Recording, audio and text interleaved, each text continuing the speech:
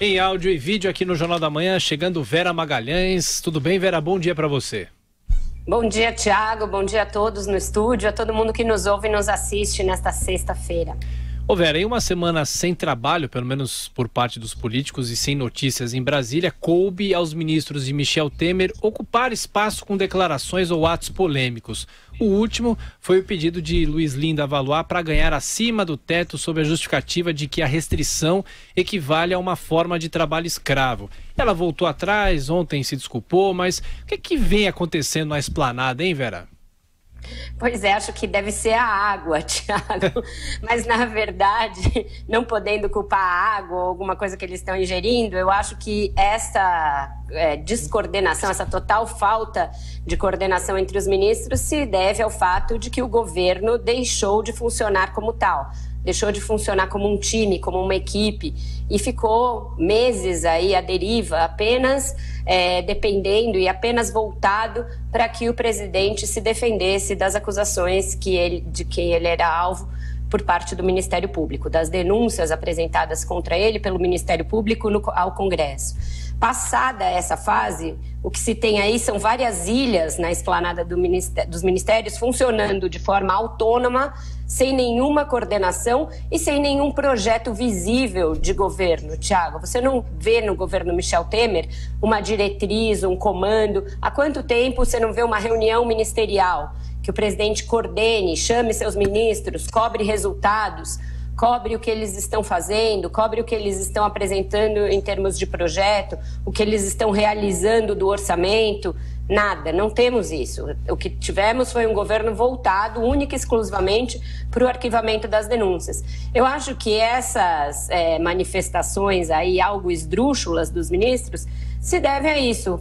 O ministro está meio lá, sem fazer nada, é procurado por um repórter, no caso do Torquato Jardim, e aí abre a comporta da verborragia. A outra ministra está lá, está vendo uma oportunidade, aquela o velho ditado de que o não você já tem, e fala, por que eu não posso peticionar pedindo para ganhar integralmente os meus vencimentos de professor, de desembargador aposentado e de ministro? Então eu vou apresentar essa petição, vou aproveitar e vou dizer que suprimir o meu salário equivale a uma forma de trabalho análogo à escravidão. Quer dizer, é isso, muito tempo livre, muita falta de cobrança de resultado dos ministros, então eles têm tempo para esse tipo de coisa, Thiago. É um governo sem coordenação, sem eixo. Mas agora as denúncias terminaram, não seria a hora dele reunir o povo lá, seus ministros, e construir uma unidade de palavra no governo, Vera? Eu acho, Joseval, eu acho que já passou dessa hora. O que acontece é que logo depois da convalescença política, o presidente enfrentou uma convalescença física. Teve aí as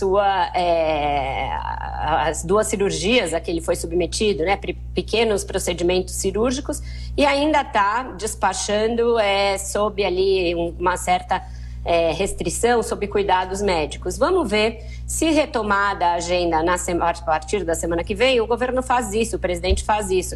Mas sabe qual é a dificuldade para fazer isso, Joseval? É que ele vai continuar tendo de apagar incêndios. Qual vai ser a prioridade nesta volta a partir da semana que vem?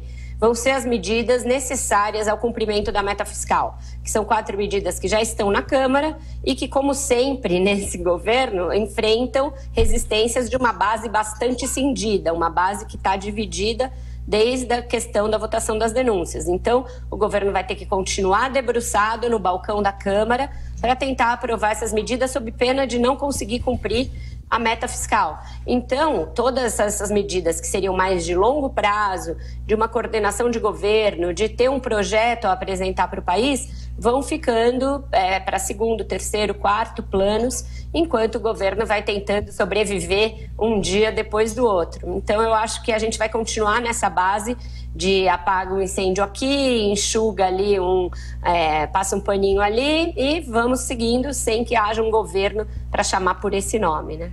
Vera, na verdade, na área econômica até tem governo, mas fica atada pela fraqueza política. E você falava dessas medidas aí, tem o problema dos servidores, né? Porque duas das principais medidas envolvem aí aumento de contribuição previdenciária e adiamento de reajuste salarial.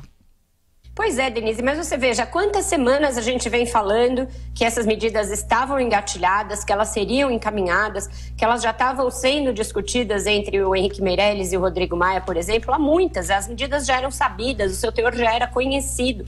Me espanta que quando elas chegam ao Congresso haja esse fuzuê. Sabe o que é isso? É, de novo, falta de coordenação política, exatamente isso que você falou.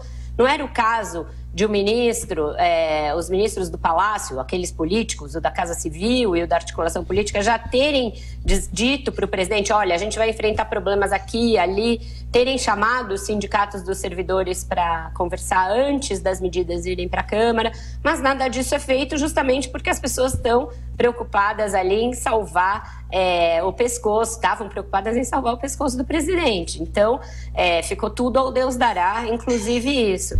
Essas medidas já eram sabidas, né? Todo mundo sabia que elas chegariam à Câmara, mas aí quando chegam, vira uma coisa explosiva, vira uma crise a ter que ser debelada, coisa de governo fraco.